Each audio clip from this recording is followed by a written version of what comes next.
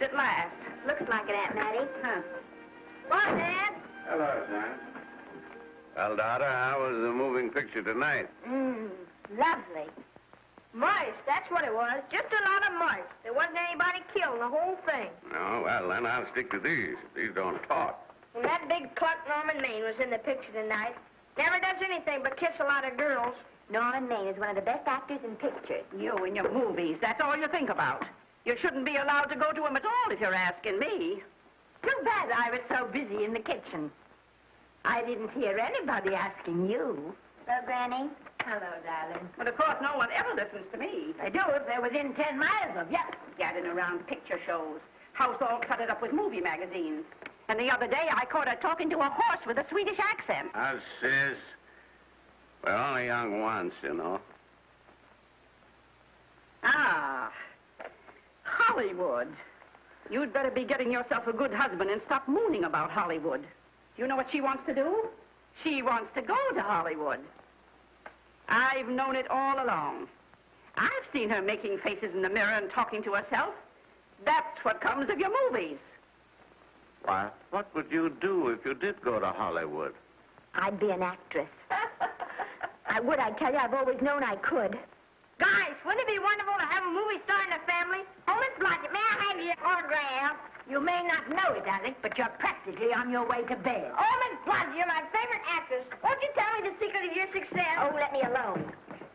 I asked her what's come over you. I'll tell you what's come over her. She's just a silly little girl whose head has been turned by the movies. And the sooner she forgets the whole thing, the better off she'll be. Why will I be better off? What's wrong with wanting to get out and make something of myself? What do you do that's so much better? Just because you're satisfied to sit here all your life, you think you can laugh at me. Well, someday you won't laugh at me. I'm going out and have a real life. I'm going to be somebody. You know, if it was spring, I'd say give her a good dose of sulfur and molasses. I thought I'd find you. Oh, stop that.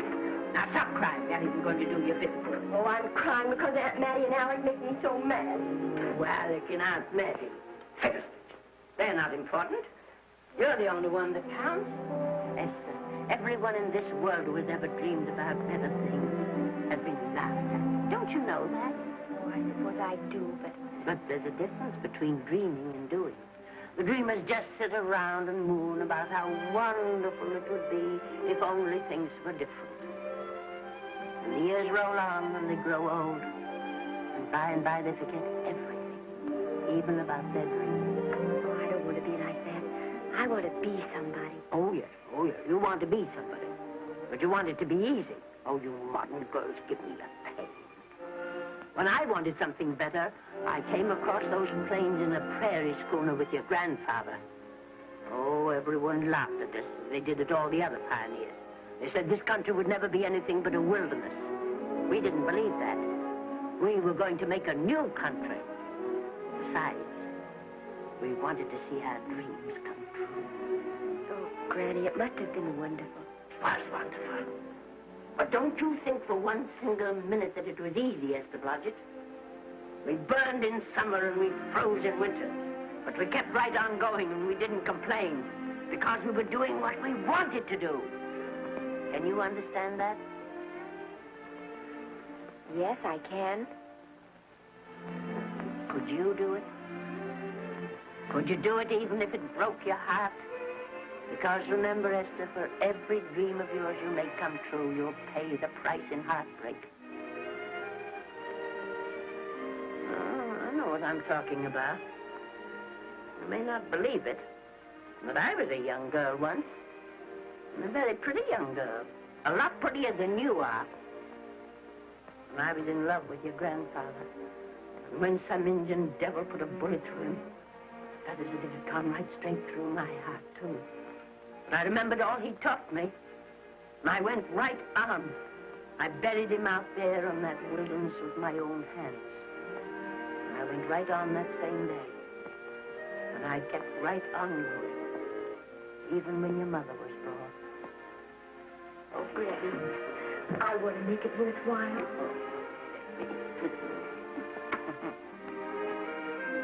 You know, Esther, there'll always be a wilderness to conquer. Maybe Hollywood's your wilderness now. From all I hear, it sounds like it. But if you've got one drop of my blood in your veins, you won't let Mattie or any of her kind break your heart. You'll go right out there and break it yourself. That's your right. Here. Oh, here. Stop that nonsense. Here. Take this and go to your Hollywood. Oh, I can't take your money. Well, why not? It's your savings. Well, I was only saving up for my funeral. Now I don't think I'm ever going to die. Oh, Granny, how can I ever thank you? By giving me your word of honor that you'll never tell a living soul where you got that money. I promise. Remember, if you do, I'll have you arrested for robbing me.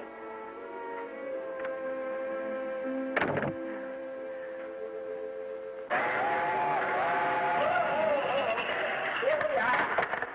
Want something, Granny? Oh, I can make it, dear. Oh, thanks. Oh, I kissed Dad goodbye. Just a little kiss. He didn't even wake up. I bet you didn't try that on your Aunt Mattie. Oh, Aunt Mattie. Think of her face when you tell her. I am thinking about it.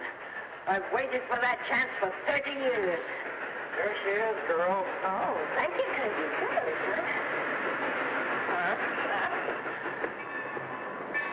Well, come on. Here's your prairie schooner.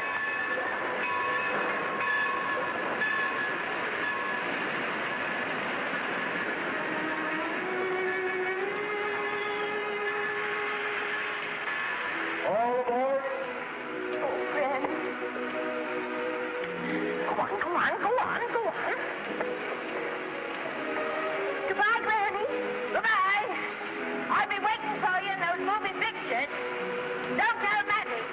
You know, my eyes are not as good as they used to be, but my ears are all right. So you remember, talk up good and loud. All aboard. Bye. Bye. Bye, Granny. Bye.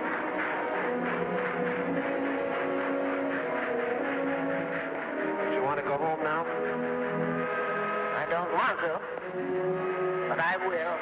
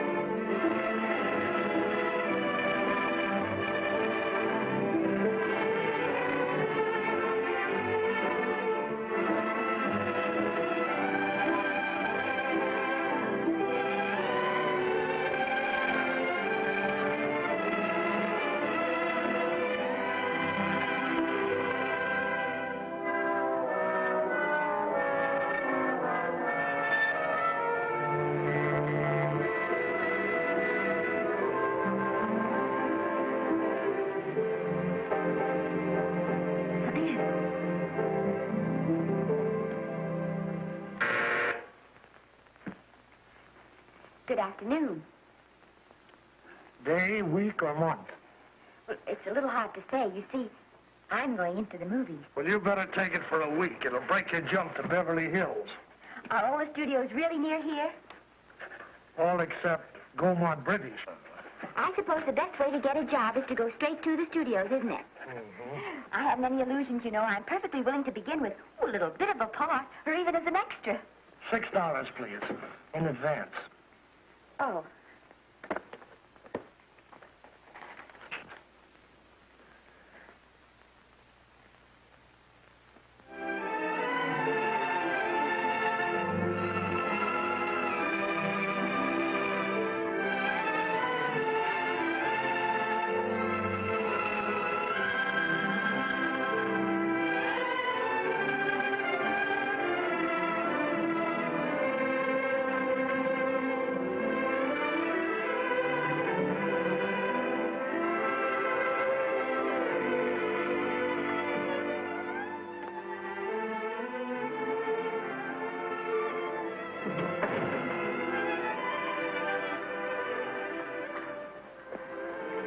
I beg your pardon. I'd like to register for extra work. How long have you been in Hollywood? Well, it's about a month now. We haven't put anyone on our books for over 2 years. Come here. I'd like to show you something.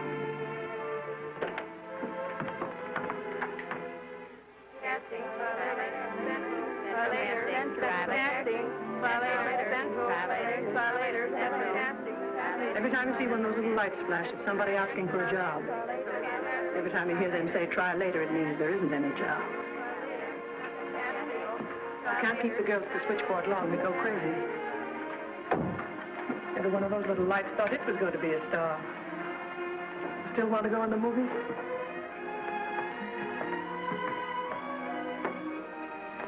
You know what your chances are? 1 in 100,000.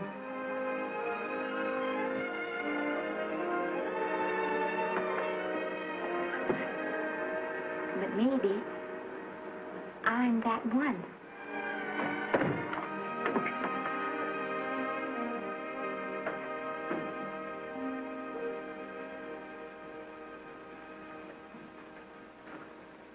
Any phone calls for me, Mr. Randall? Oh, no. Jesse Lasky and Sammy Goldwyn must be writing letters instead. How's the luck today? There wasn't any. Maybe you don't go at it in the right way.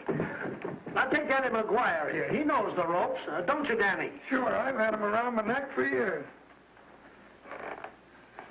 Huh? What?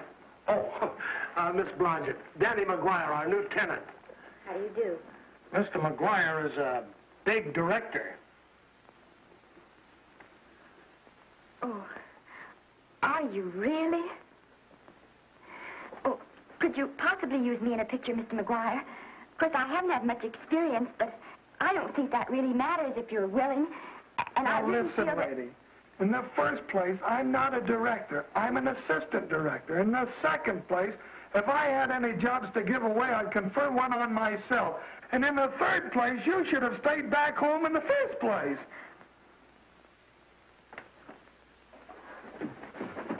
Oh, no, what have you done? Hey, wait a minute. Hey, don't be that way. Don't do that. Gosh, I didn't mean to get tough, but a guy thinks he's being kidded when somebody asks him for a job and he hasn't got one for himself. After all, I'm not a big enough shot to hurt your feelings. I'm sorry. It wasn't just that. It was a lot of things. Looking for a job every day and never getting any nearer to it. I guess I was beginning to get a little scared. I know. Lady, do I know. Well, there's only one thing to do for that feeling when you're tired and sunk and down to your last nickel. Come on and I'll buy you a drink. Well, it's not as bad as down to the last nickel. I've still got $11 left. $11? You're going to buy me a drink. Come on.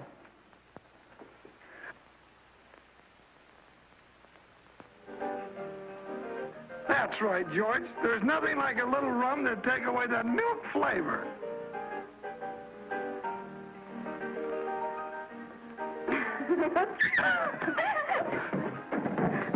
I beg your pardon. Certainly.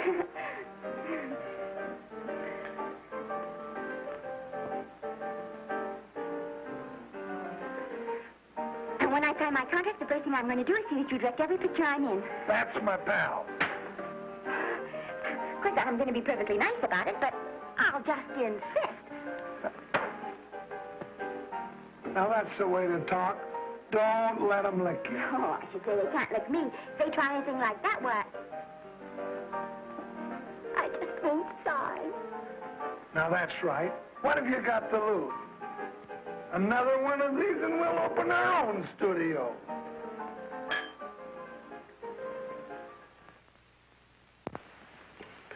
Bill rendered $24. Past due. Remit without further delay. Me.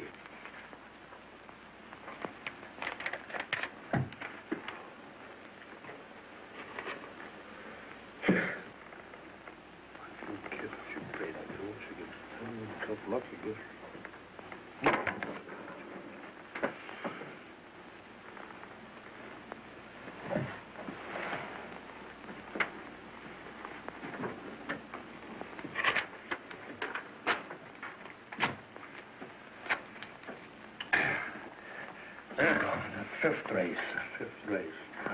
Tricap. Who's writing tricap?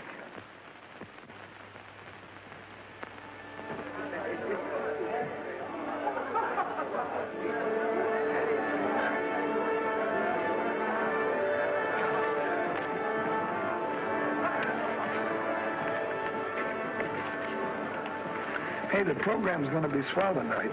Now, you take this fella Beethoven. I'm a pushover for him. And Chopin, well, he's not so dusty either.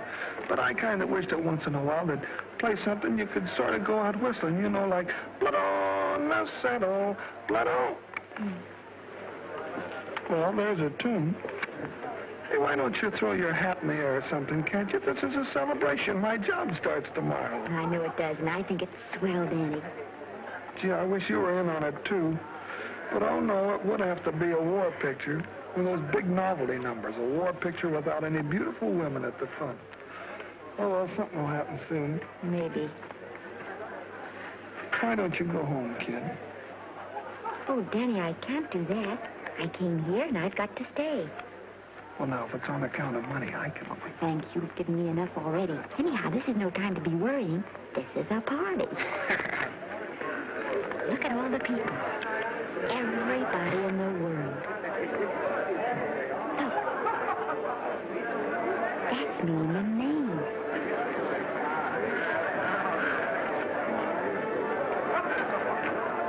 And he seems to have had that one extra cocktail.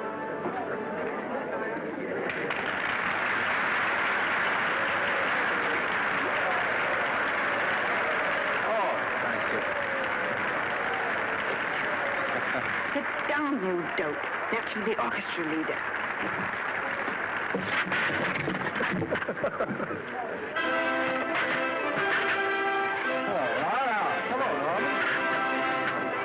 Oh, Mr. Maine.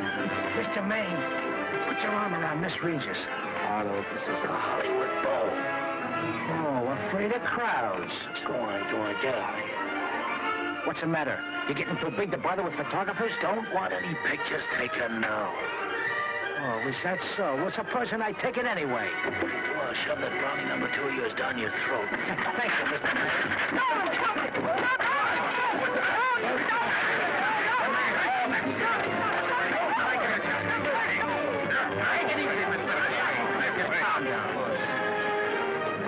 Normie, come back and sit down. Everybody's laughing at you.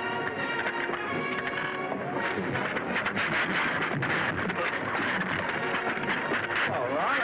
Hi, Norman. Is he always like that? Well, I suppose he has to sleep sometime. Oh, and he's so wonderful on the screen.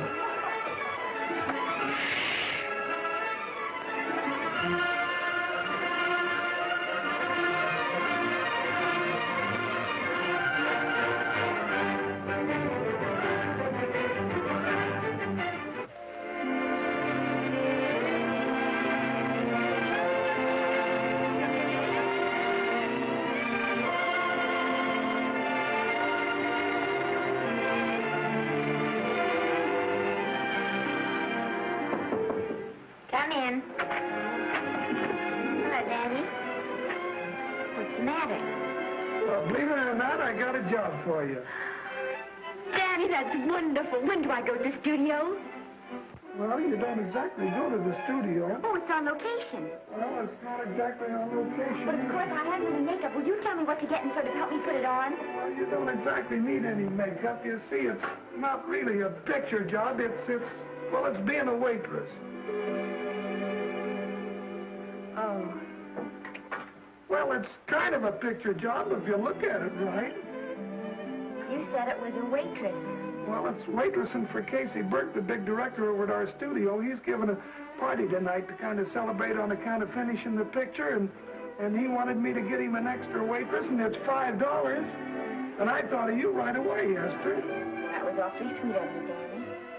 Well, there's going to be a lot of big people at Burke's house tonight, and I'll bet you there's any number of big directors, and if you're there, maybe they'll notice you. I could make them notice me. Sure you could, Esther. It's your chance. My chance. All right, Daddy, I'll do it. Oh, but I can't. I haven't got the right things to wear. Oh, yeah.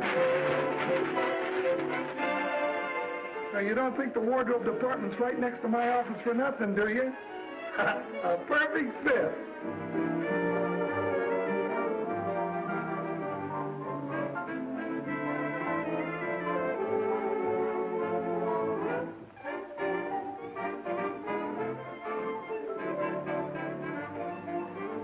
Did you get to the preview last night? I did. Would you like a little hors d'oeuvre? They are very nice. Oh, thanks. Well, what did you think of the picture? You should have saved it for Thanksgiving. What a turkey.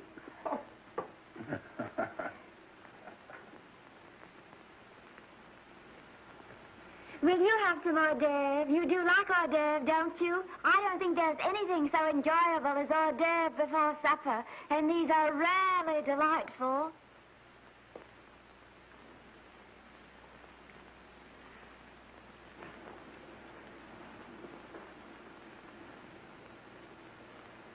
And at the finish, the kid turns around and sings the lullaby to its mother. Pardon the big boys, but would you like a little hors d'oeuvre? They say they're the best in town. Don't tell me. I know. Mae West. That's a great twist. But where are you going to find a 2-month-old baby that can sing? Hello, Oliver. Oh, hello, Casey. You want to fire me now? Wait till you see the picture. I'm not a director anymore. I'm a male nurse. What's the matter with the picture? Guy by the name of Norman Maine. His work is beginning to interfere with his drinking. Oliver, don't tell me I'm to direct his next picture, too. Mm-hmm. You were my favorite producer. Now, wait a minute. You just go right on with your directing. I'll take care of these stars. I know how to handle them. I had a serious talk with Norman after that Hollywood Bowl occurrence, and you don't have to worry any more about his behavior. Excuse me, Mr. Niles. Mr. Libby of your publicity department is on the telephone. He says it's most important, sir. It's about Mr. Maine. Thank you. Oh, it's probably just some little thing. Of course, Oliver. I'll turn on the radio and see if they've called out the National Guard yet. Hello, Libby. What's the good word? Mr. Norman Maine, America's Prince Charming, was apprehended driving an ambulance down Wilshire Boulevard with a siren going full blast. He explained he was a tree surgeon on a maternity case. Well, will it be in the papers? No, it won't be in the papers. But that's a nice, expensive hobby of yours, keeping Mr. Maine's informal entertainments out of the public press. Oh, that's fine work, Libby. Try and see that no one gets to Norman. He's probably home sleeping it off. All of them. Why can't you forget those dopes at the studio for one night? Business, business all the time. I don't know what's going to become of you. Norman, why didn't you call for me? Oh, by darling, why didn't I call for you? In case you've forgotten, I was supposed to come here with you. Oh, that's all right. I got here without any trouble. The only reason I don't slap your face. Yes, darling, I know. Hello, John. Oh, hello, man. What's the matter with Oliver? He looks as if he'd had bad news. Hello, Mary. What's the matter, old boy? Maybe I'm wrong. I guess I've been drinking too much lately. No, you ought to cut it down. It's bad stuff. Scotch and soda.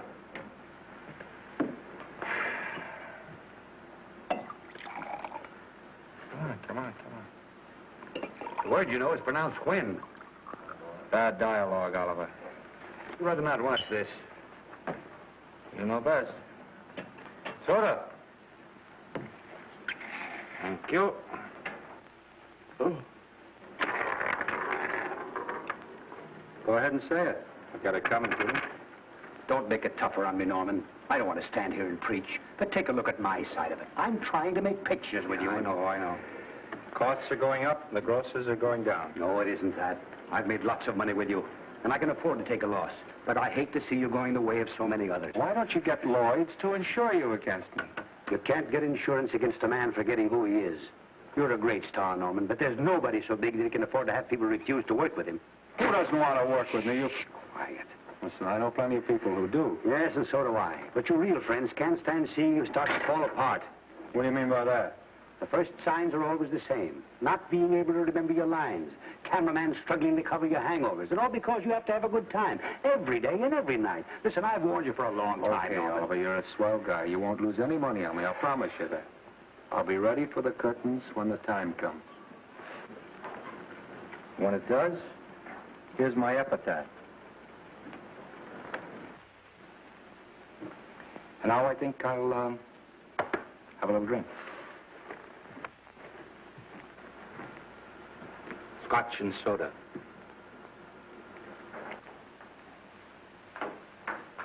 Scotch and soda. Ooh.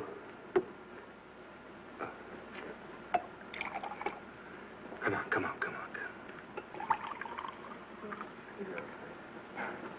A little soda? Caviar? No, thank you. Yes, pardon me. Lovely. No, I mean the caviar. Mm-hmm. No, don't go away. I'm starving. Really. Which would you take? Well, I don't know. You know? I don't know either. It's hard to choose. I think I'll take caviar. Mr. Maine doesn't care for any more. Do you know me? No. Well, Normie doesn't care for any more. I think I shall get very drunk indeed.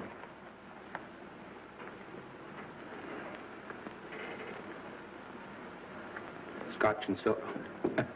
Sorry, I have something.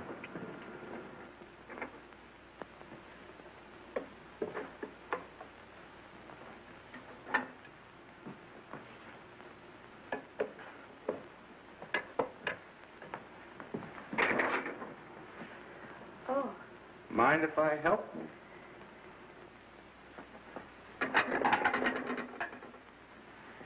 Won't they miss you? Oh, no. They'll just look under the table, and when they see I'm not there, they'll forget the whole matter. Hey, what's your name? Esther Blodgett. My name's Maine. I know. You do? Ah. What's so funny? I was just thinking about all your fans and how surprised they'd be to see you here helping me put plates away. Oh, they don't know my finer side. They'd be pretty envious of me, meeting you this way in person. Oh, you do? Well, tell me, are you disappointed? Yes. Oh, now you've done it. Oh, never mind that. That makes the room look lived in. Tell me, why are you disappointed? I was sitting behind you at the Hollywood Bowl the night you didn't want to be photographed. Yeah. I'm told I crept into many a heart that night. Oh, I can never explain this. You know, you have very pretty hair. You better get out of here. And a sensitive mouth. And a charming little Precisely why are you here instead of with the rest of the guests? I'm just trying to be helpful. I see. Are you sure there's no other attraction? Well, it might be that my old mania for putting plates away is coming back on me. It's rather odd. I always know where I can find you if there's a pretty girl around. It's not only odd, it's embarrassing. You're being deliberately insulting, Norman. I put up with this long enough. Dear, don't lose your temper. Remember, we must try to keep the voice low. I know you'll excuse us if we go on with our work.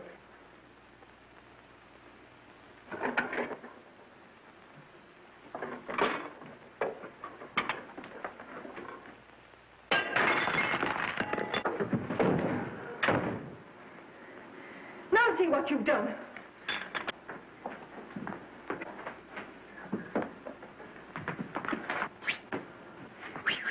Come here. Help me up. Are you hurt?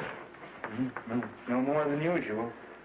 Come on, the wolves are on us. We gotta get out of here. Oh, I can't. The dishes aren't finished. Oh, yes, they are.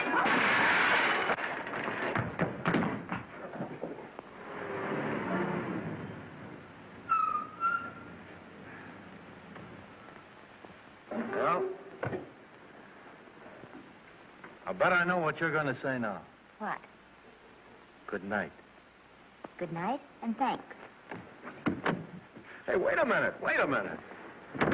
Hey, you realize that all I found out about you is that you're foolish enough to want to go into pictures? But why is it foolish? Look at you.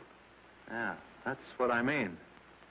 No, I'd rather like to go into this matter a little more thoroughly. Oh, that's awfully nice of you. Why don't we go on up to my place and talk it over? Oh, no. Thank you very much, but I really must say good night. Good night. But you're not angry. No. I'm hungry. Well, why don't you go and get something to eat? Good night, Miss Blodgett. Good night, Mr. Maine. Wait a minute. Peter, the least I can do is to see you to your door. Will I see you again? I hope so. Has anyone ever told you that you're lovely? Well, now you know. Thank you.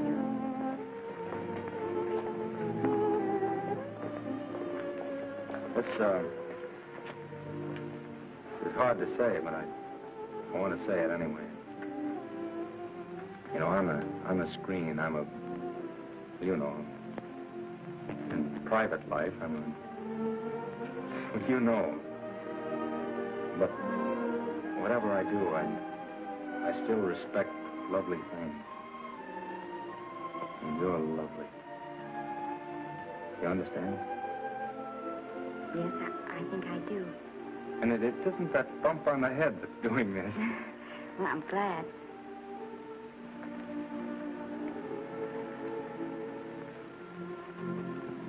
Good night. Good night.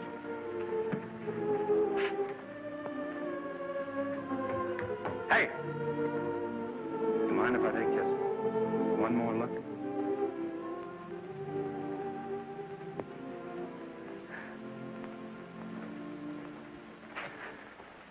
Go away.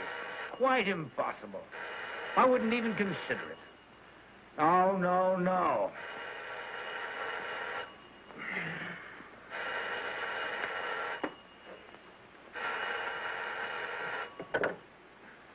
Hello? Who is it? Who? Wellman? What have you done now? You're not in jail, are you? Oh. Yes, I see. Oh, it's that again. I see. She's beautiful. Yeah, I know. You want me to give her a screen test? Yeah, certainly. She's got wonderful possibilities. Oh, you know she's got something. Well, you knew all the other ones had something, too. Oh, no. I tell you, Oliver, she's got that sincerity and honestness and sincerity and honestness that makes great actresses. Oliver, I am so sure of this girl that I want to take the test with her myself. Listen, Oliver, you've worked hard. You're entitled to a break. You get...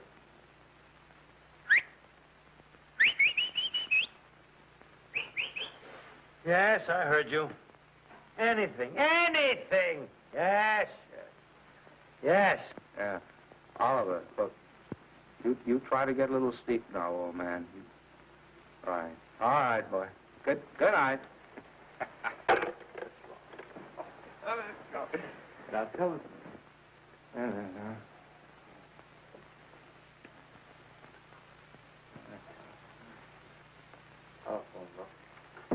Telephone book. Hey. Telephone. Hey, Olive, telephone book.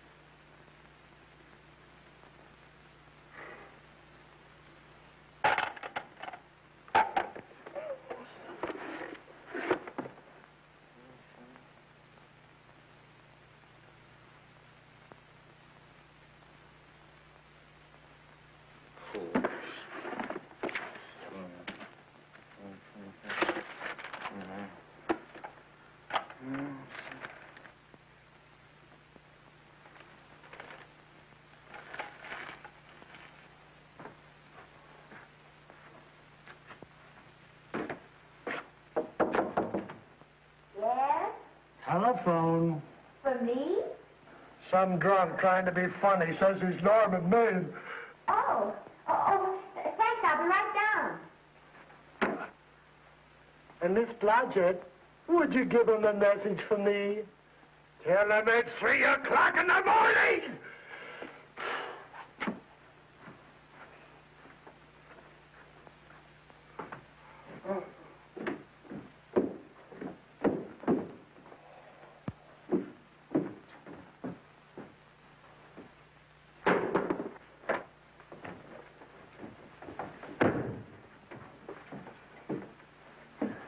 Hello? What? Oh. Oh. Oh. Oh, yes. I'll be there. Oh, thank you.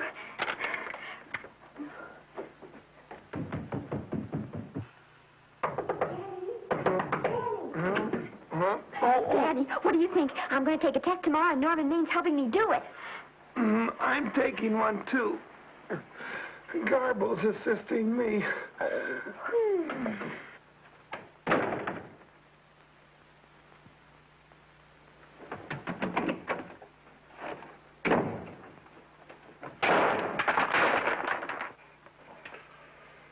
Oh.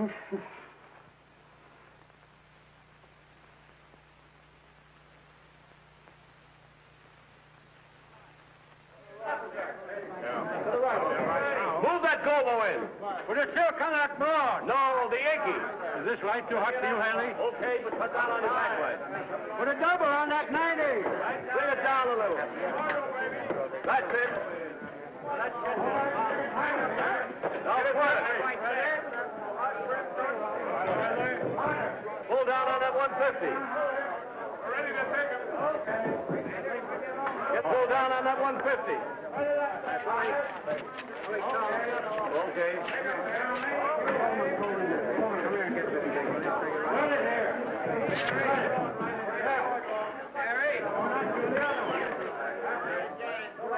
Bring me an apple box. Listen, gentlemen, please, if you don't mind. This is just a test. Ready, Mr. Burke? All ready, Mr. Burke. Ready, Mr. Burke? Ready now, Mr. Burke. All ready, Mr. Burke. We're ready now, Mr. Burke. All ready, Mr. Burke. We're ready, Mr. Burke. All right, let's take it. Quiet! Quiet! Quiet! Quiet! Quiet! Ready, Norman? Yeah. You ready, miss, what's your name? You'll soon know your name, Esther. The whole world's going to know it. But I'm so scared. Maybe I better not try it today. Oh, come on, now, don't be foolish. They all had to go through this. Harlow, Lombard, Myrna Loy, and now Esther Blodgett.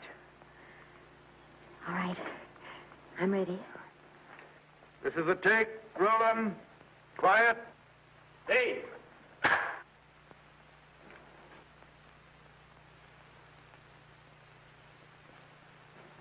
I may as well tell you that my whole organization thinks I've gone a little nuts to sign you. Well, maybe they're right. I've been nuts before. You see, all the experts seem to think that your type is a little mild for present-day taste. But I rather believe that tastes change, like eyebrows. And I think that also, like eyebrows, tastes are going back to the natural. You look like a nice girl. I think I'm going to like you.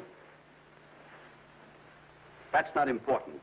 I think the public will like you. That is important. Oh, yes.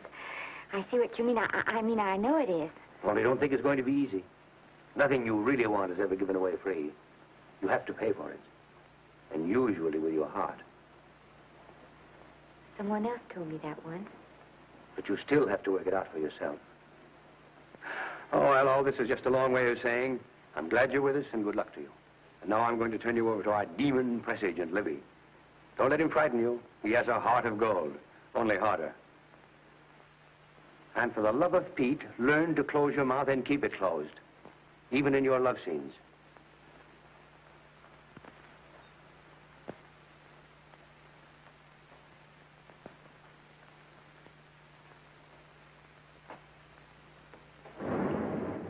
Are you a Russian? No, I was born in Fillmore, North Dakota. Oh, no. First saw light of day in a mountain cabin, a trapper's hut, high up in the Rockies. Go on. Well, I always wanted to be an actress. Dreamed of footlights as Lonely Kitty. Are you sure there's no Russian in your family? Positive. That's a shame. Well, what does your father do? He's a farmer. Social registerite father. Fed up with hypocrisies of 400, sought wilderness for consolation. There amidst the mountain flowers, he raised another blossom. His lovely little daughter. What's your name? Esther Victoria Blodgett.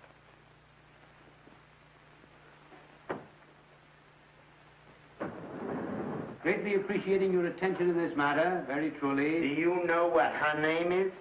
Esther Victoria Blodgett. Hey, we'll have to do something about that right away. Esther Victoria Blodgett. Well, that Blodgett's definitely out. Let's see, Esther Victoria. Vicky, how about Vicky? Oh, I think that's terribly cute. Let's see, Vicky. Vicky what? Vicky, pronounced Vicky. See, Esther, Besta, Sesta, Desta, Festa. Oh, that's very pretty. Jester, Hester, Desta, Lester. Vicky Lester. Oh, I like that. Say it. Vicky Lester. Say it again. Vicky Lester. Say it again. Vicky Lester. Say it. Vicky Lester. Say Vicky Lester. Vicky Lester. Vicky Lester. Vicky Lester. Vicky Lester. Flash. Oliver Nile Studio discovers new starlet, a Cinderella of the Rockies. Her name is Vicky Lester. Those who have peeked tell me she couldn't be more divoon. The face of an angel and such natural talents. Her voice is a symphony. Her very walk, they tell me, is enough to drive men mad. Not that way. Get the lead out of your feet. Lift them up.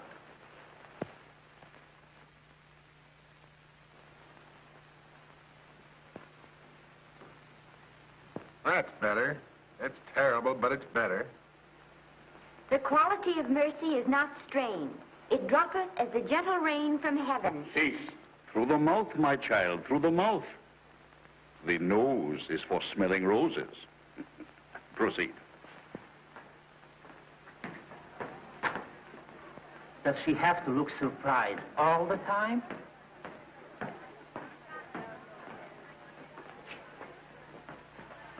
Anyway, it's just a rough sketch. Pretty small mouth, eh? Oh, well. Give her that Crawford smear.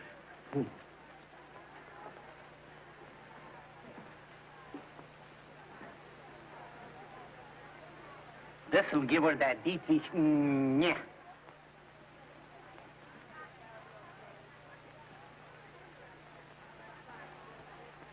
We're on the wrong track. She still looks surprised.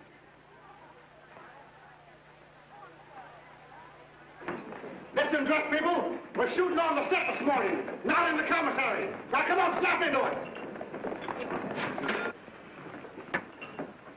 Acme Trucking Company? No. Mr. Smith is not in.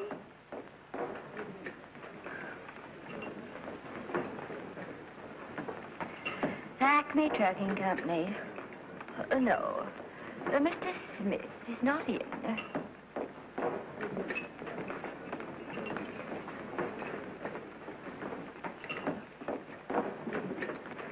Good morning. What can I bring you, Mr. Maine? That just shows how long you've been here.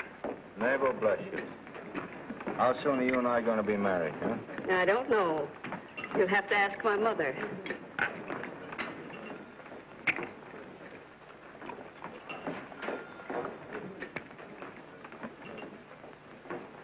Acme Trucking Company?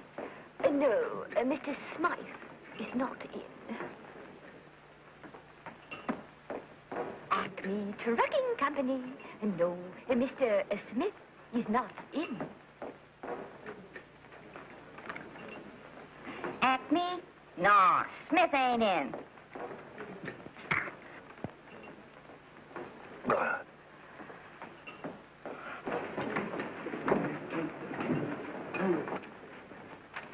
Acme Trucking Company? I'd like to speak to Mr. Smith, please. Mr. Smith is not... Oh, Norman. What's all this between you and Smith? I've got a part. It's only one line, but it's in the picture.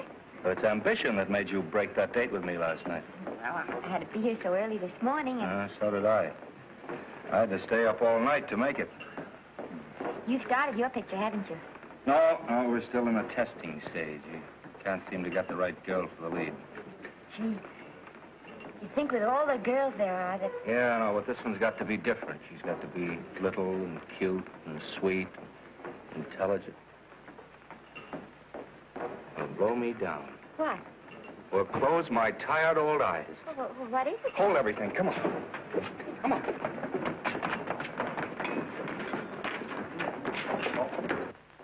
Well, you've been through the whole casting directory. I work day and night, Mr. Niles. And I'll work with her, Oliver. And I can be mean or nasty or anything you want, Mr. Niles.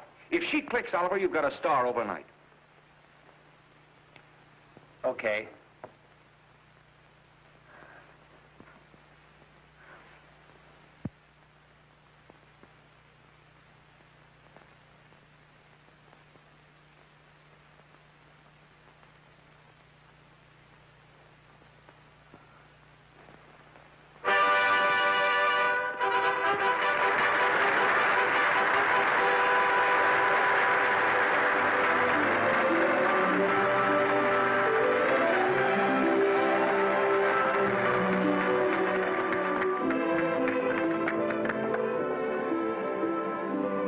Wait till you hear them at the end of the picture.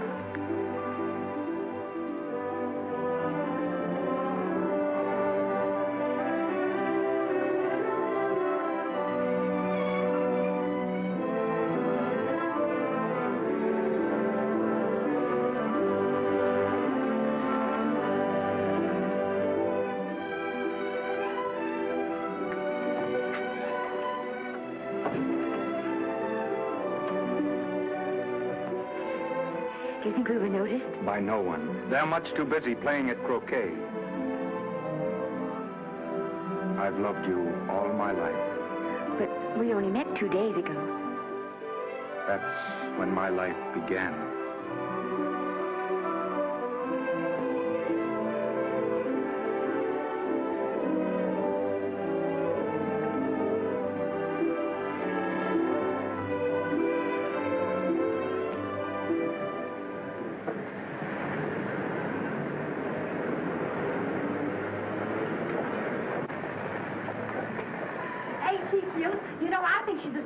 course I am. Don't you? I think she's sweet. Well, it's Vicki Lester's picture, all right. I think she was much better than he was. These producers are so horribly down. They won't know how good she is. Well, maybe it's because she's a good girl.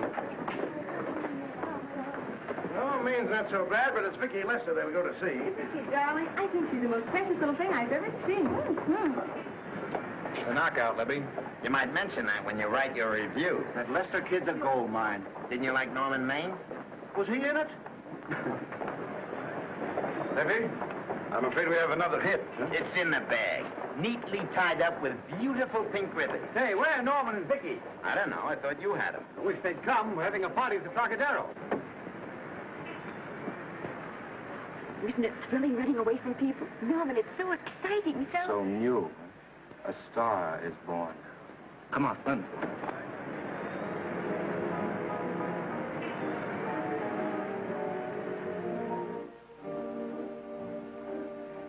It's wonderful, isn't it? Crazy quilt. Oh. It's a carpet that's spread for you. It's all yours from now on, you know. Come, Esther. You're a success. You have everything in the world you want. I hope it'll make you happy. Hasn't it you? Then there was one thing I never had. Lots of times I told myself I'd found it, but I always knew I was lying. Still, I never stopped looking for it. Maybe it'll come. Well, I think it has come, Esther. I only wish it weren't too late. Oh, but it's not too late. No, you can't throw away your life the way I've thrown away mine and have anything left that's good enough. No. You can. Norman, you can. You mustn't tell me that, Esther. I'm so afraid that I'll believe it.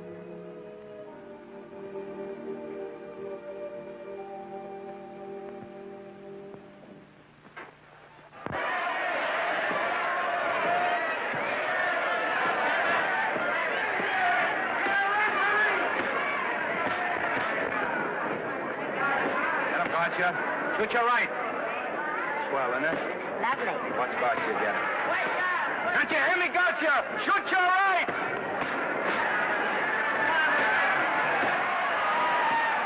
He's down! Gotcha, got him! Gotcha, got him! He did, didn't he? Yeah, but he'll be up, though. You like it? Sure I did. You like me? Sure I did. That reminds me, will you marry me? No, thank you. Come on, Gotcha, finish him! Why won't you marry me? Wasn't that dependable? Hey, shoot your right! Throw away your money? Break him up in there, break him up. Drink so much. Well, suppose I quit drinking. Yes? Come on, Gotcha, shoot the right in there, the right! Suppose I save my money. Yes? There he goes, let him have it! Suppose I became absolutely dependable on all occasions. Yes?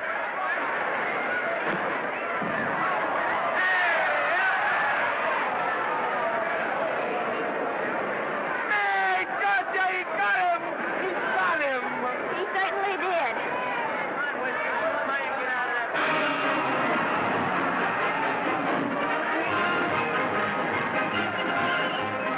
Gee, that's a beautiful fight. Norman, What, dear? would you do all that for me if I said I'd marry you? No, certainly not. I was just supposing. We're going to be married. Guess I didn't read that line right. I'll try it again. We are going to be married. Both of us. Yeah, to each other. What do you think of that? Well, when? Where? Well, we thought we'd elope in the conventional manner. What's the matter? It's trying to decide whether it's good for the studio. Is it? It is. And bless you, my children. When's it going to happen? Oh, we thought we'd just sneak out sometime. We're not telling anyone but you. Listen to this. The screen's ideal romance blossomed into breathtaking reality today when Vicki Lester and Norman Maine, America's dream lovers, slipped quietly through the portals of holy matrimony. How does it sound? Horrible. But you see, we're going to elope. Sure you are. It'll be the biggest elopement this town ever saw. We'll get a tie-up with the Army, have you escorted all the way down to Yuma by 20 of their new bombing planes. Is he going with us? Don't you think we can work this thing out better alone? No sense in bothering the happy couple with all the details. I'll see to it that you get a carbon copy of the whole layout. I can hardly wait. I'm sorry. We didn't realize that we were in the way. While you're settling the details, you don't mind if I take this woman out and buy her a ring? Sure, go ahead. We want everything legal. That's a charming match. A nice girl like Vicky. And public nuisance #1. Now, wait a minute, Libby. Norman's all right. And if you'll pardon my pointing, Vicky's business is her own. It doesn't require any comments. I wasn't making any comments. I just said it was a rotten shame. So go ahead and plan the elopement. Oh, that elopement stuff is out. You can't get any scope in that. We're going to have a wedding. Where'll we have it? Customary place, I believe, is a church. Nah, it's been done. This has got to be something big. The beach. I can visualize it. The bridesmaids in bathing suits. 20,000 Santa Monica school children spelling out the word love. It's a novelty, but is it big enough? Why not the city hall? A police escort of every motorcycle cop in town. Sirens screaming, confetti pouring out of buildings like the Lindbergh reception in New York, only on a big scale. What's the matter? Isn't it big enough? And now if any man can show just cause why these two may not be lawfully joined together, let him now speak or else hereafter forever hold his peace. Do you, Alfred Henkel, take this woman as your lawful wedded wife? Will you love, comfort, honor, and keep her in sickness and health as long as you both shall live? I will. Do you, I beg your pardon. Do you, Esther Blodgett, take this man as your lawful wedded husband? Will you obey, serve, love, honor, and keep him in sickness and health as long as you both shall live? I will. Place the ring on her finger. Hurry, please. Now, by virtues of the power invested in me as Justice of the Peace of San Bardo Township, County of Los Angeles, I pronounce you man and wife.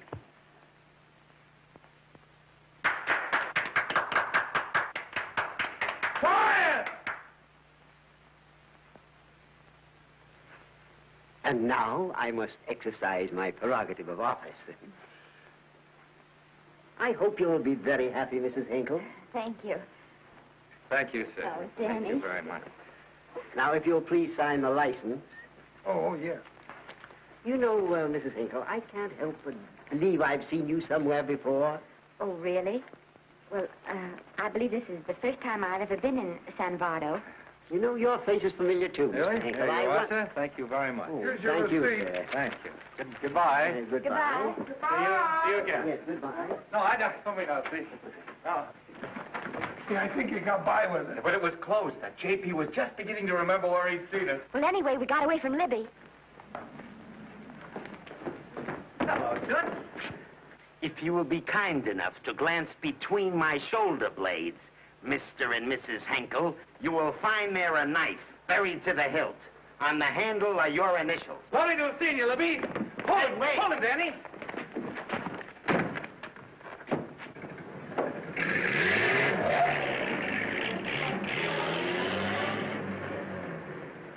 There go a couple of rats I raised from mice. Well, they got a right to get married, haven't they? I haven't got any right to double-cross the public, and I haven't done it yet. Hey!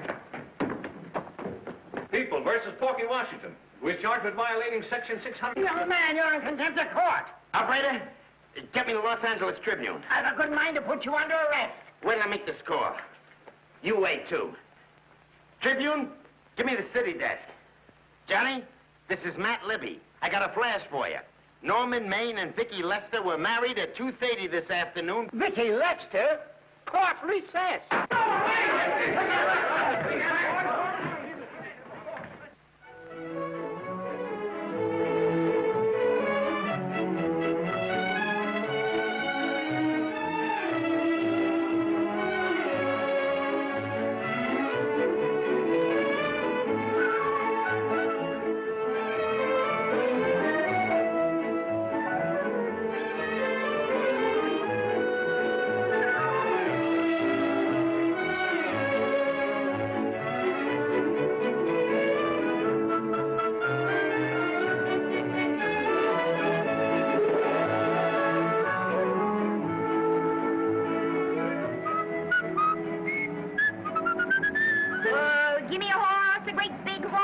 great big buckaroo and let me wahoo, wahoo, wahoo!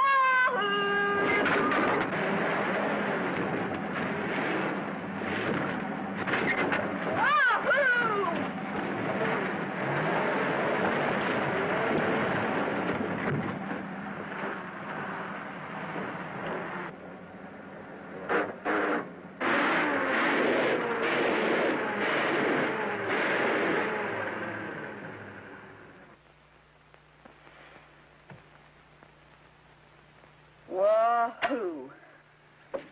Hey, wahoo.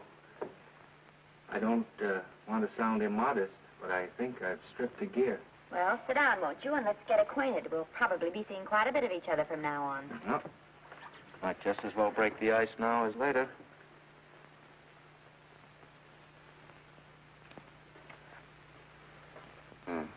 Now we're old friends. Hey, have I got time for a shower before dinner? Plenty, if you can find the shower. I never can remember where that thing is. Does it pull out or slide under? Here, I think I can find it. Nope, it's the linen closet. Here it is. Nice work. Oh, half the time those things are just luck. I'll see if I can disinfect this steak.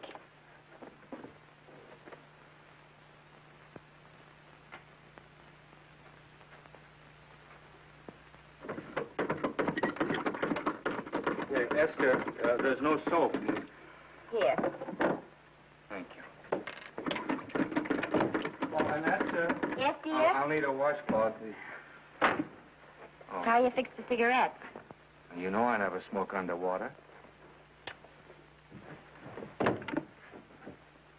Well, what do I do to make this thing work? Pull that gadget at the top and pray for rain. Well, I can't reach it. I can't get my hands up. If you've gone in there with your arms down, you'll never get your bath. Unless you're a contortionist. Yeah, well, I'm not a contortionist, and don't throw that up to me now. You knew it when you married me. Will you close this door, please?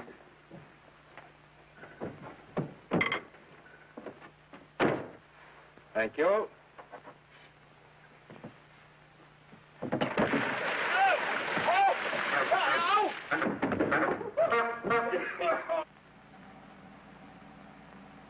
Norman! Norman, here comes the car. You got it.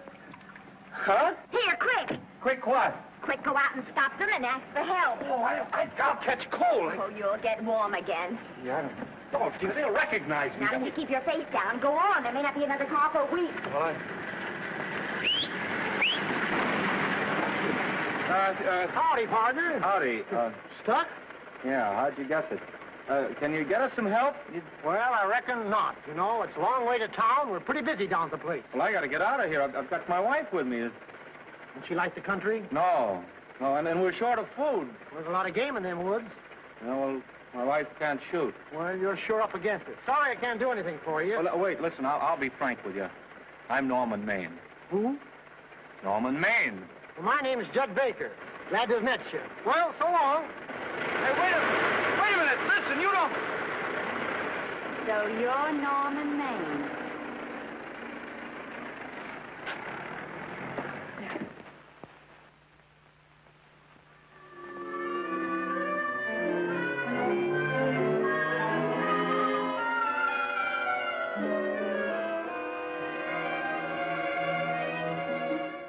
I got my prestige to look out for. I'm supposed to be the best publicity man in the racket. And they laugh themselves sick when I even try to get a decent mention of Maine. Yes, I know how sensitive you are, Libby, and I don't like to see your feelings hurt. Thanks, boss. Now, Vicky, there's a dish for free space. But if Maine swam across the Pacific, the papers would keep it a secret.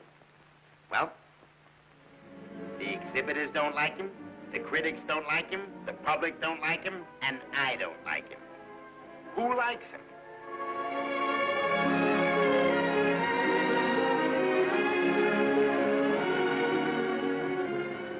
Oh, but darling, this is almost too much of a surprise.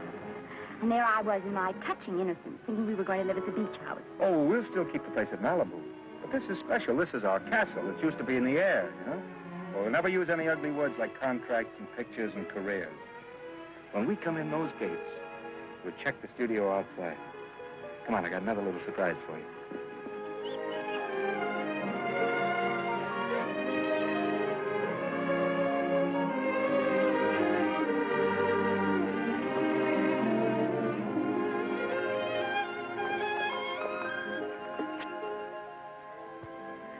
Oh, Norman, it's lovely. So are you lovely. The whole world's lovely. Hey, hold it!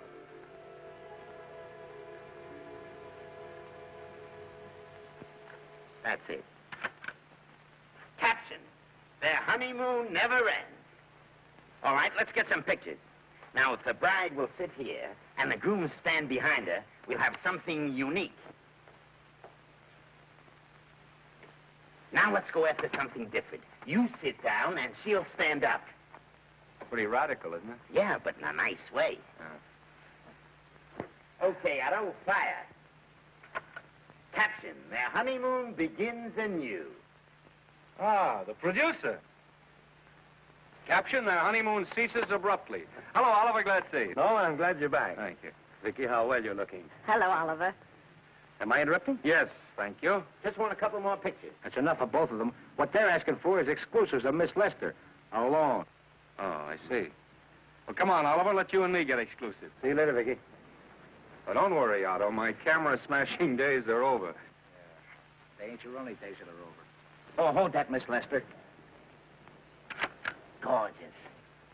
Well, Oliver, how's the dividend situation? Very pleasant. I think we'll show $2 million on the next quarter. Oh, smart move of mine to sell my stock, eh?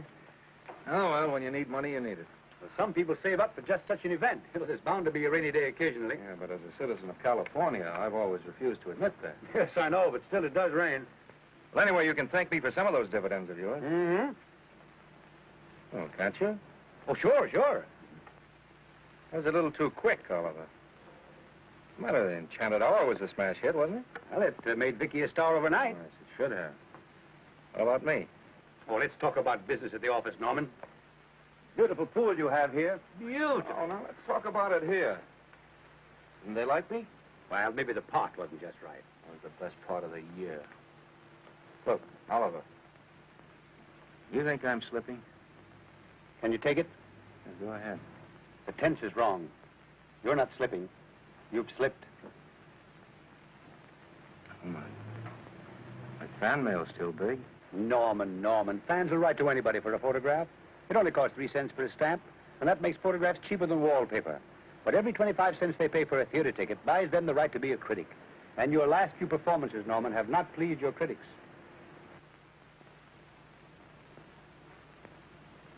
You remember I told you I'd be ready for the curtains when the time came? Here it is. Let's call off the contract, no hard feelings. We're not quitting, either of us. There's no explaining these things. We've all seen how the public turns.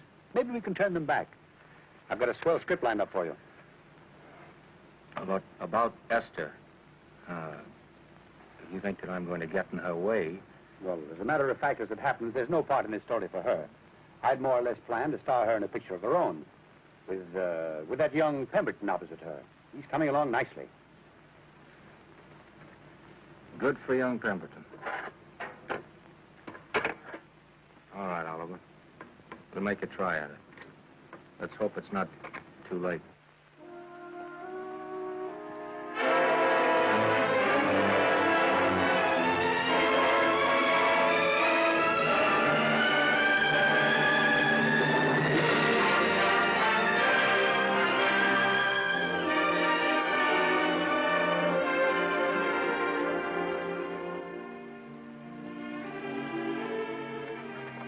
No argument.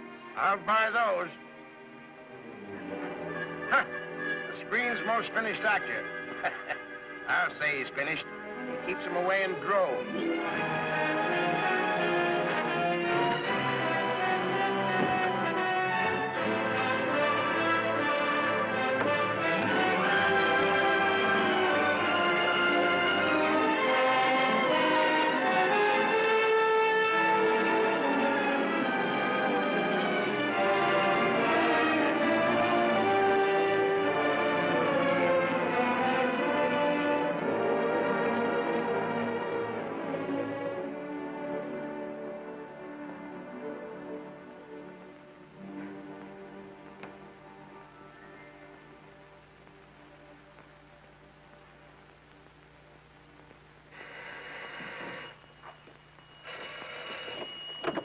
Hello?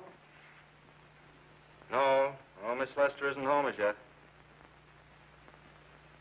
No, I'm not the butler. But I can take a message just as well as he can, honest. Oh, is that you, Norman? Swell. Listen, Norman, this is Artie Carver. Hiya, kid. Swell. Say, I hear you're through with Oliver Niles. Is that on the level? Please, Artie, I'm not news anymore. Forget it. Say, what kind of a settlement did you make on your contract? Give me a figure so I can do a story on it. There was no money involved. We just called it quits. Okay, I'll fill in my own figure. Say, by the way, I've been trying to get an interview with Vicky for 2 weeks, but she's always busy. How about you giving an old pal a break by speaking to her for me? Sure, I'll ask her. Swell. So long.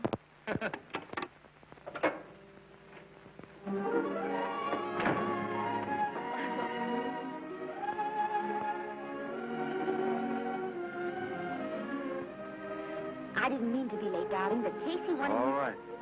You're here now. What's new today? Nothing. Haven't been out of the house. Let's go somewhere tonight. No. You're tired. We'll stay in. I'm not tired, really.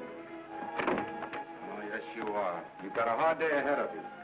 Anyway, I see so little of you, I'd like to have you to myself. Oh, but it's the servants' night out. We haven't any. Yes, we have. I fixed a little snack with my own lily white hands. I'm learning to cook in my spare time. Then I think I'll marry you. I get it. You want to make an honest cook of me, huh? Comes in on wheels in this joint.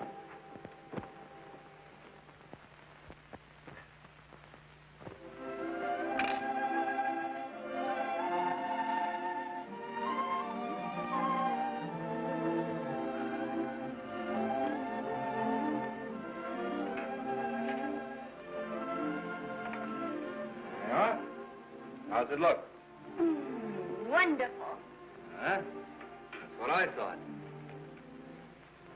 Now then, don't be formal, just pitch in. Yeah?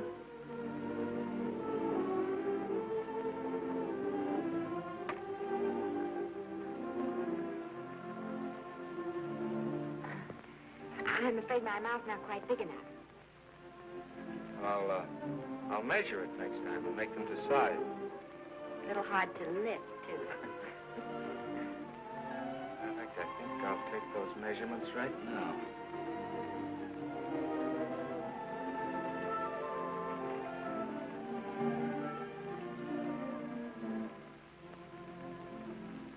That's what I wait for. All day. That's why I rush home without even changing my costume.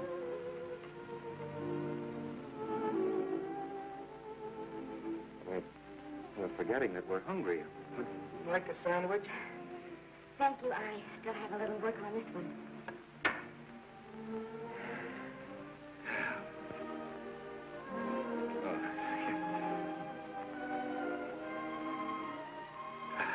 Norman, will you unhook my dress? I can't breathe. Mm-hmm. You know, all the time I thought it was the kiss that made you breathless. A lot of hooks, huh? Uh-huh. Why don't you have a zipper? That's a good idea. You better? Yes.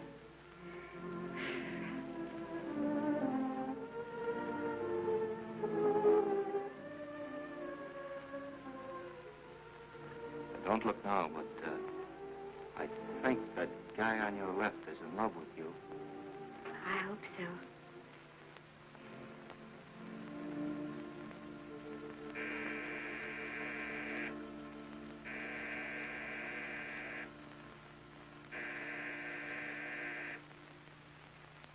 The doorbell. Is it? Maybe they'll go away. Oh, I never do at a time like this. Come here. Just a minute, dear. I'll be right back.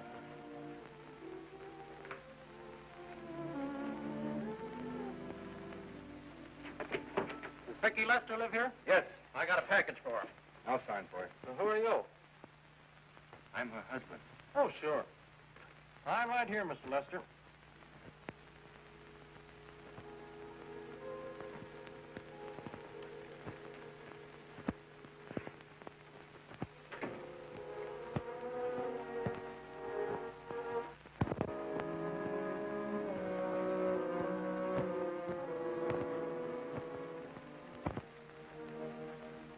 package for you.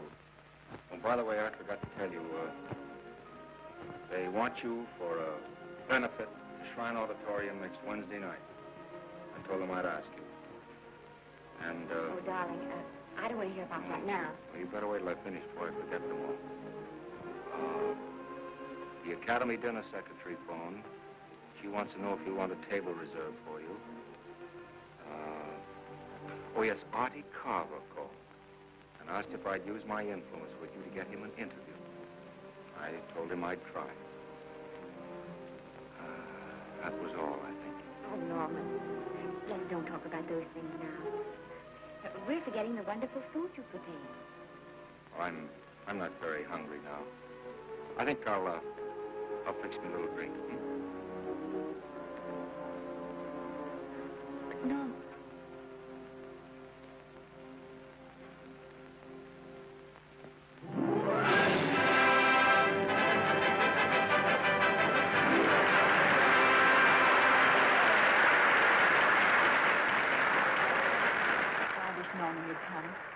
Stop worrying.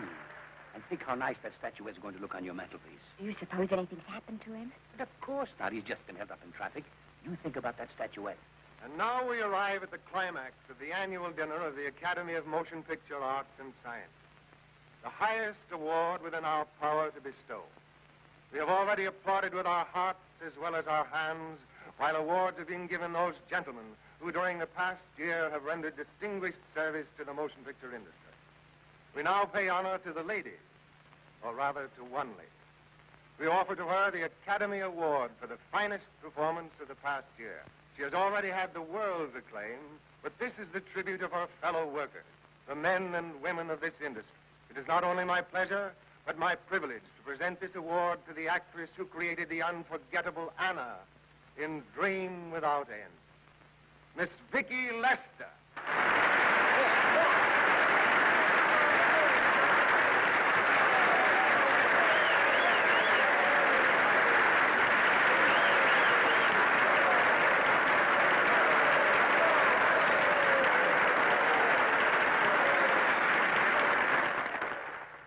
What more can we say, Miss Lester? This says it all for us.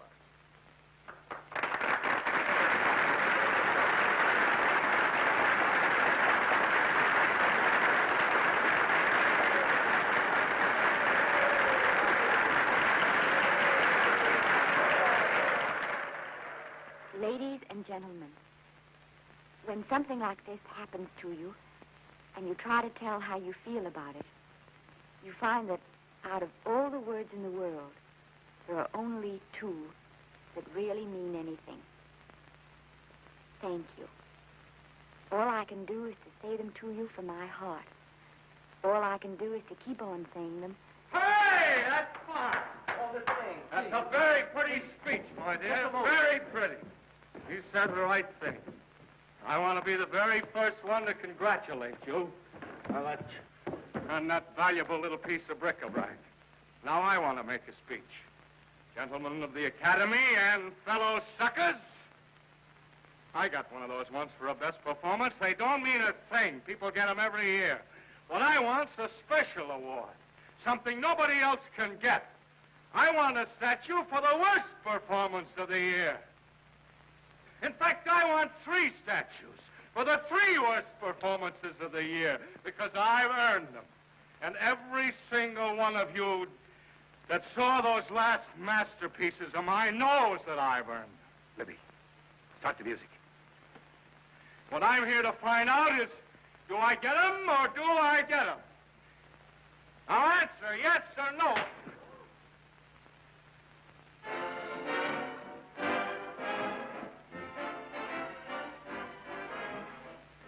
Norman, darling, let's go and sit down.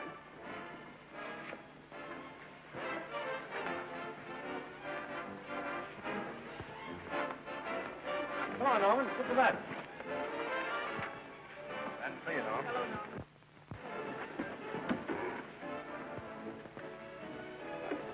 Hello, Norman, how are you? Hi, Oliver.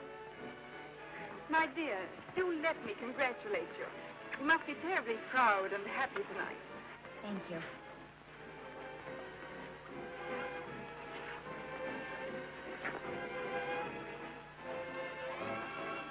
give me a drink.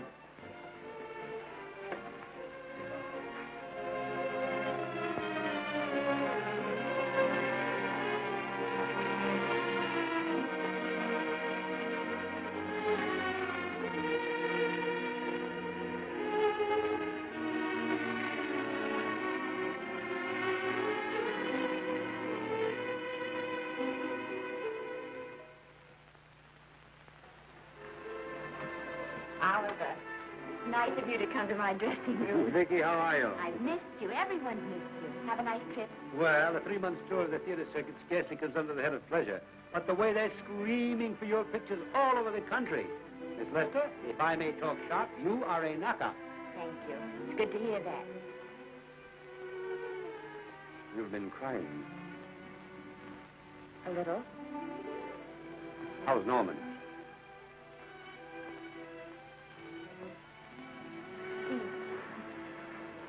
Well, he's trying awfully hard, Oliver. Letting Norman leave this studio was the hardest thing I ever did. There was nothing else I could do. I know. Has he been... Is he all right? He's gone to a sanitarium. He really wants to stop drinking. And I think he could only... Well, perhaps if he could start working again, there would be some encouragement. Oliver, could you do that? Oh, thank you. But he mustn't ever know I told you. He won't know, and you mustn't worry. I want you to keep up your good work in this picture. I'll try, Oliver. That's the one thing I can do for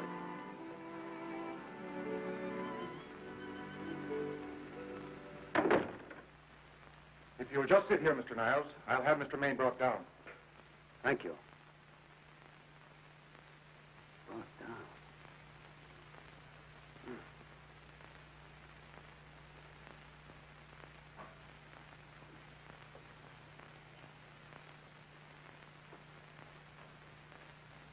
Hello, Oliver. Welcome to Liberty Hall. Hello, Norman. Well, no, Mr. Niles isn't slipping me a case of scotch, Cuddles. This is just a handshake. This is Cuddles, Oliver, my social secretary. We go everywhere together. How are you feeling, Norman? Fine. Getting along remarkably well, Cuddles tells me. He says you ought to see some of the boys. Let's sit down. Yeah. Cuddles, we really don't need you. Touching, isn't it? Can't bear to have me out of his sight. Are you comfortable here, Norman? Comfortable. It's positively luxurious. They even have iron bars in the windows to keep out the draft.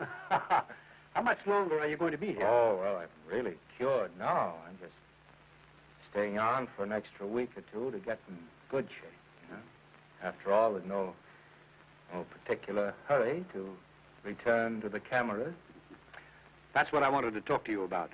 I've got a script with a fine part for you in it. Yeah, Oliver, that's great. That's great. Who plays opposite me? Well, it is not exactly the lead. Young Pemberton's doing that. But I tell you frankly, I consider your part better than the lead. Oh, I see. It's better than the lead. Well, of course, it isn't terribly long. But it's one of those parts that makes an impression on you. They'll be thinking about you all through the picture. Mm-hmm. Well, the thing is, Oliver, I'm pretty well set at another studio. I'm not at liberty at the moment to tell you which one. You know yourself how those things are. Of course. But it's a big picture. One of the biggest of the year. And the part. Every actor in Hollywood would give his teeth to play. Well, that's fine, Norman. Naturally, that will tie you up for a while. But we won't get to this picture for some time. And perhaps, if you want to consider it for later on, well, I'll tell you, Oliver, you'd better not count on it. See, I've got several pictures lined up after this one, and they're talking to me about England. You know, they're doing some very interesting things over there, you know. Mm-hmm. Hey. What is it, Cuddles? Speak right out. We all love you. For dinner. Oh, here we dine at 5:30 here. It makes the nights longer. Well, goodbye, Norman. I'm glad to see you getting along so well. Be out in no time. I'll have to introduce myself all over to a lot of people. They won't know me when I'm not drinking. Goodbye. Goodbye, Norman. Thanks for dropping in. Well, Cuddles? Alone at last, eh?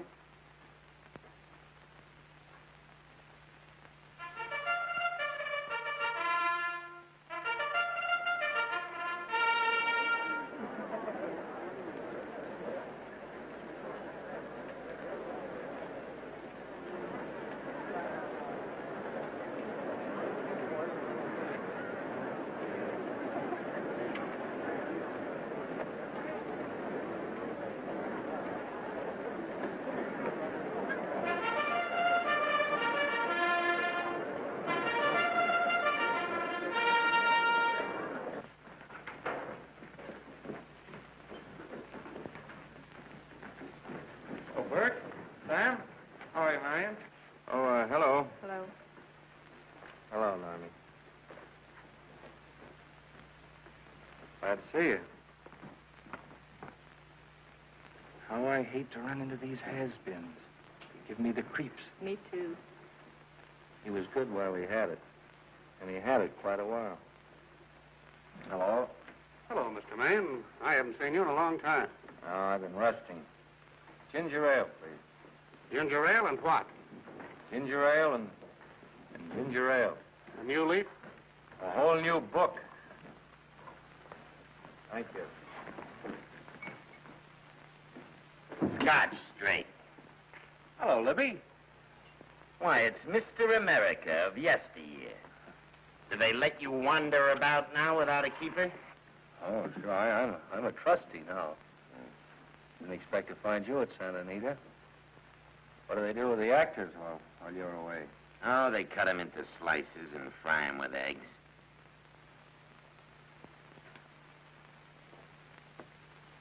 I suppose you'll be here all the time, now that you've retired from the hurly-burly of the silver screen. Well, we're living down in Malibu now and pretty lonesome with Esther away working all day.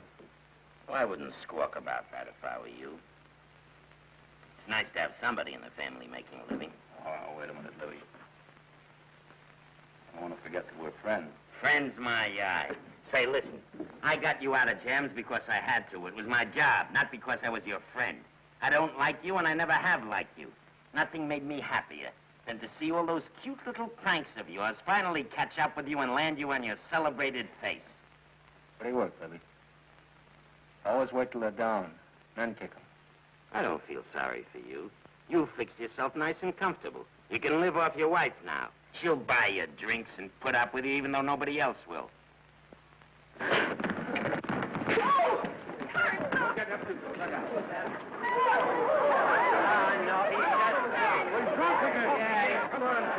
a minute. Come on outside for you, wife. I'm Norman Maine. Oh, that's not my fault. Oh, don't bother to toss him out. He's harmless. All right, Mr. Libby, if you say so. Sure, let him go. What can he do? He can't fight any better than he can act. Norman Maine. Oh, he's drunk again. Why, he's been drunk for years.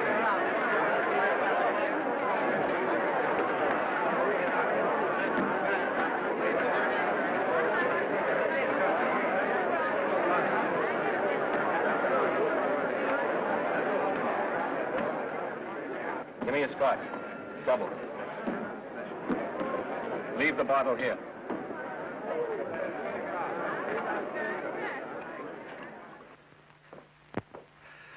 Vicky, you'll be ill. Why don't you try to get a little sleep?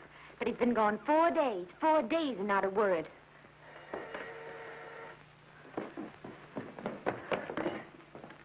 Oliver, I can't. I just can't. Hello? No, this is Oliver Niles speaking. What? Where? Thank you. What is it? Nothing. Oliver, tell me. He's in the night court. He's been arrested on a drunk charge. Now, he's all right. He isn't hurt. I'm going right down and get him out. I'm going with you. Vicky, it isn't any place for you. And if it gets in the papers, What there'll do be... I care about the papers? I'm going with you.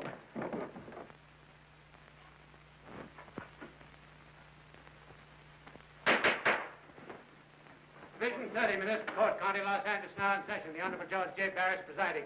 Be seated, please. Was you able to do anything? The judge wouldn't even see me. Ready, Your Honor.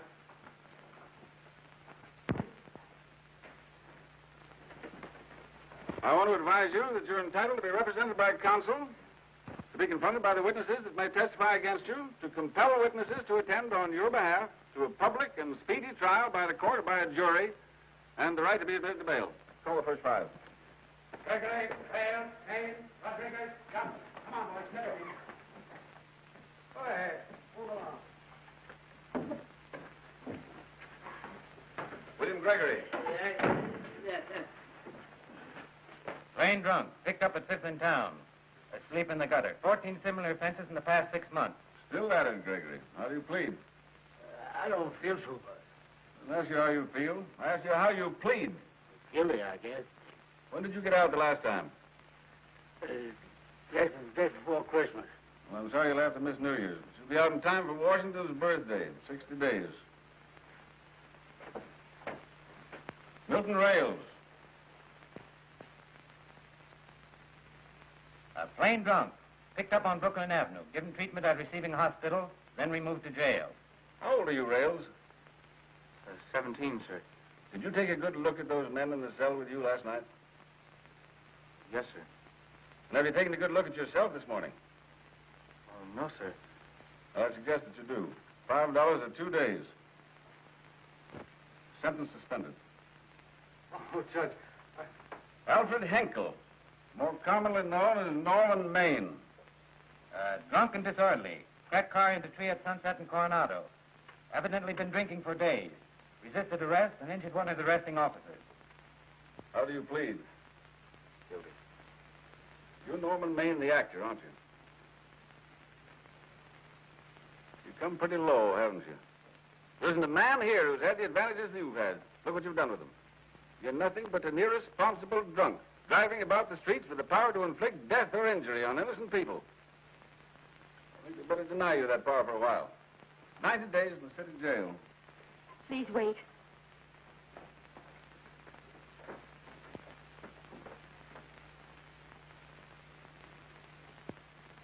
I'm his wife.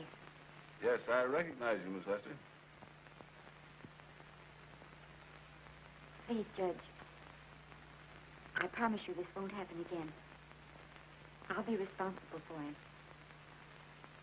If you just won't send him there.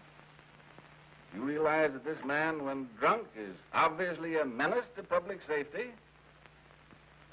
And you realize, too, Miss Lester, the responsibility you'll be assuming to this court and to the Commonwealth. I do. Sentence suspended. Prisoner remanded to custody wife. Thank you. You can get in at the jail entrance, madam. Jose Rodriguez. Plain drunk, picked up at 1st and Main. Second offense. How do you plead? I think I'm guilty, Your Honor. 60 days.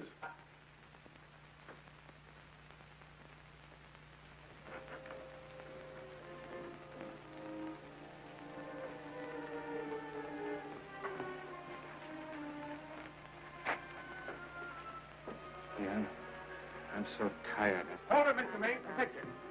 Oh, no. What about a statement for the press? Oh, no, please.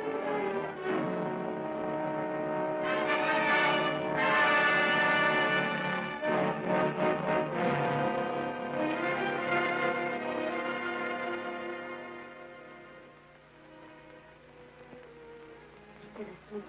Been asleep nearly all day. It's the best thing for him. Awful to see this happen to someone you love. And know in your heart that it can't get any better. I only know that all I can do now is stay with him and try to help him. So will I. And between us, we'll take care of him. You're very fond of him, aren't you, Oliver? I'm very fond of both. Then I know you'll understand what I have to tell you. And after what happened last night, I think you already know what it is. I can't do any more pictures. I'm going away for good with Norman. You can't do that, Vicky. You're at the very peak of your success. And you've worked so hard to achieve it. That's what's been ruining. And I've thought it all out. Maybe if I hadn't been away from him so much, last night and what went before, it wouldn't have happened. And I know it's too late to think about that now, but it may not be too late to go away with him and start over somewhere. It's your life you're giving up, Vicky. so I can try to give Norman back his. Can you honestly tell me I'm wrong to do it? No, Vicky. I can't honestly tell you that. Then there'll be no more Vicky Lester.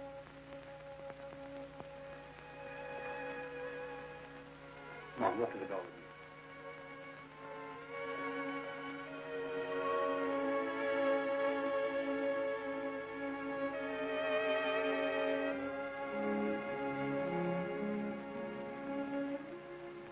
Goodbye, Vicky Lester.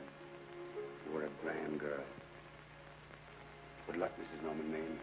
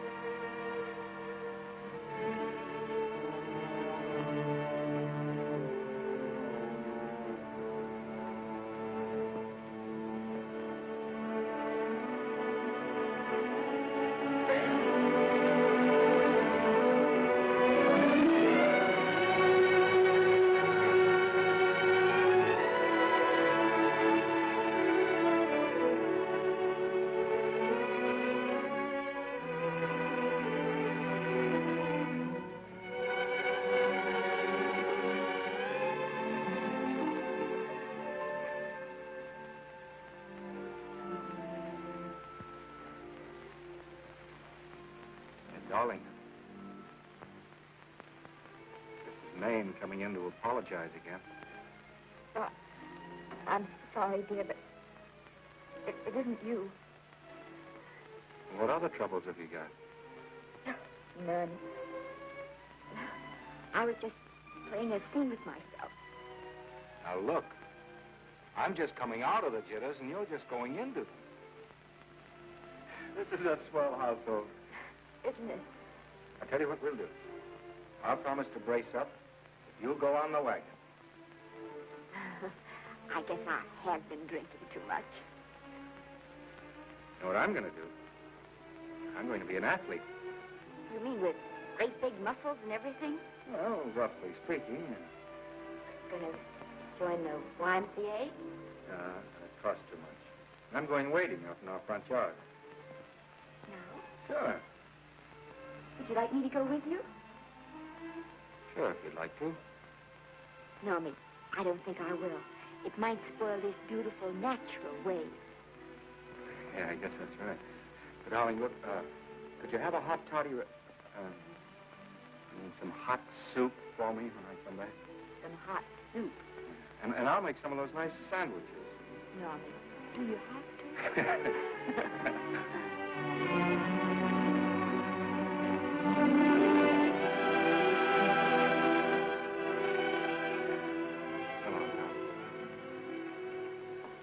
I don't stay in too long.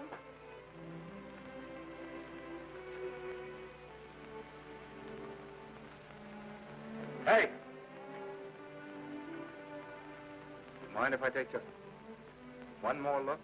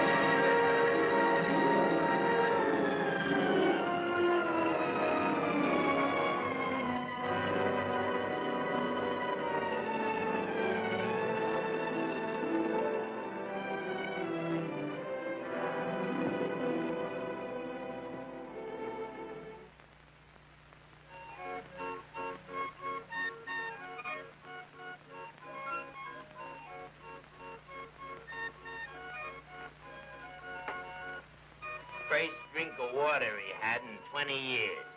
And then he had to get it by accident. Pardon. How do you wire congratulations to the Pacific Ocean?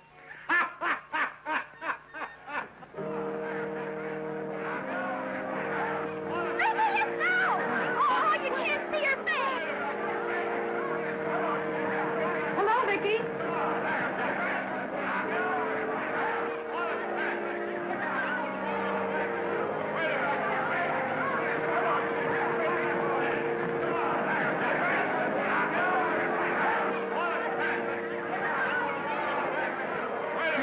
Can't you? Come on, Vicky, let's see your face. Vicky, will you sign my book for me? Write Mrs. Norman May. Don't you care, Vicky? You get over it.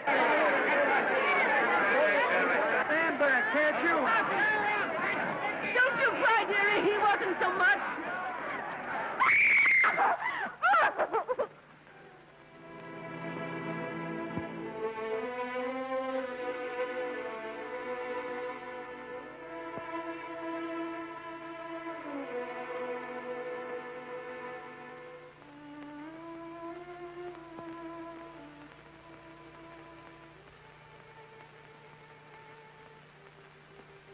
Do you mind if I take one more look?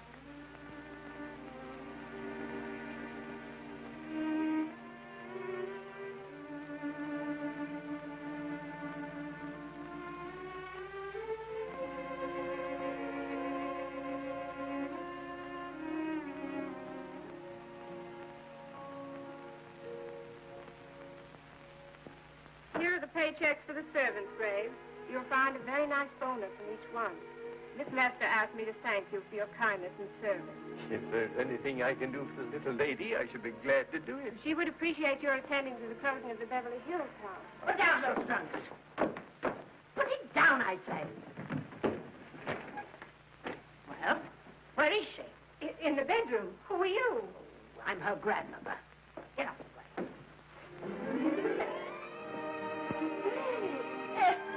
Granny, darling. Oh, I'm so glad to see you. What made you come? Oh, I know when I'm needed. Now get out of here. Go on, get out of here, all of you. I want to talk to my granddaughter alone. I came just as quickly as I could. But I'm going home. I sent you a wire yesterday.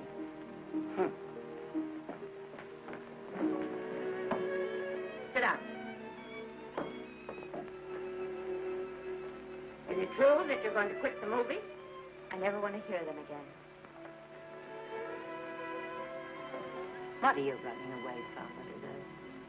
I'm not running away. It's just that I can't go on. My heart isn't in it anymore. Once I told you if you get what you want, you have to give your heart in exchange. And you said you were willing. Do you remember? I remember. It seems to me that you got more than you bargained for. More fame, more success, even more personal happiness. Maybe more unhappiness. But you did make a bargain. And now you're whining over it. I don't think I'd feel so very proud of myself if I were you, Esther. I'm not, Granny. My mind's made up. Well, then I'm sorry I gave you the money to come out here. You just wasted. Oh, but Granny... I was proud of you, Esther. I was proud to be the grandmother of Vicky Lester. It gave me something to live for. Now, I've ended. I know.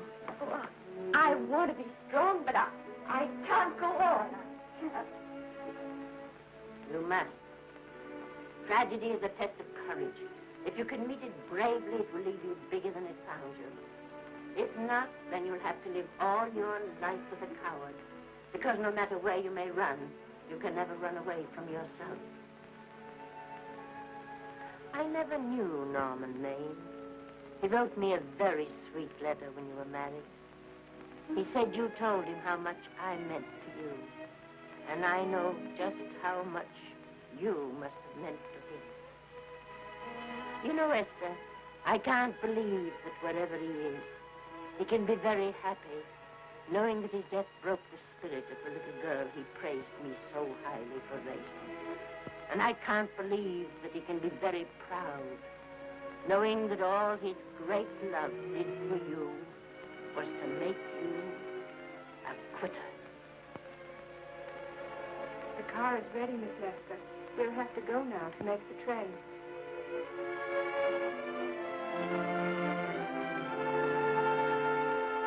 Put the car back in the garage.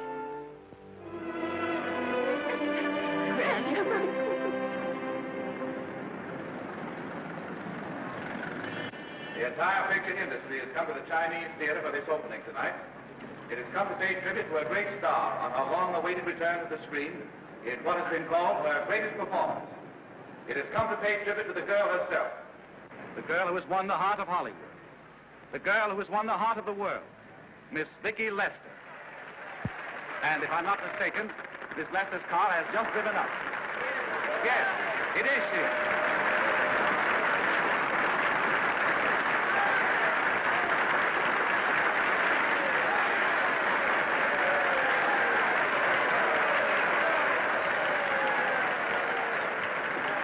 I hope this doesn't scare you too much. I scare very slowly, young man. 6 mile, folks, please.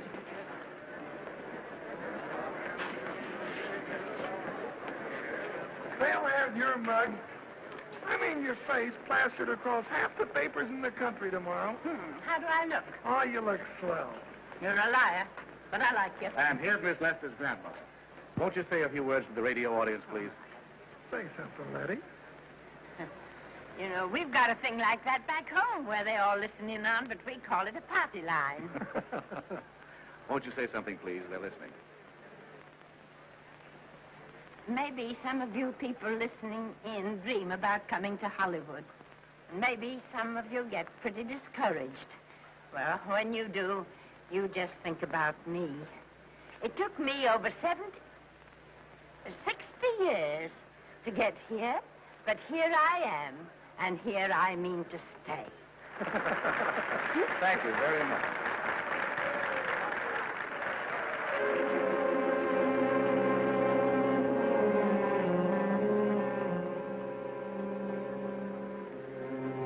Miss Lester.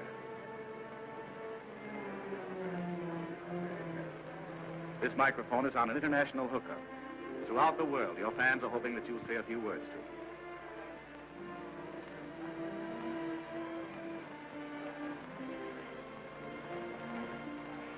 Hello, everybody. This is Mrs. Norman Maine.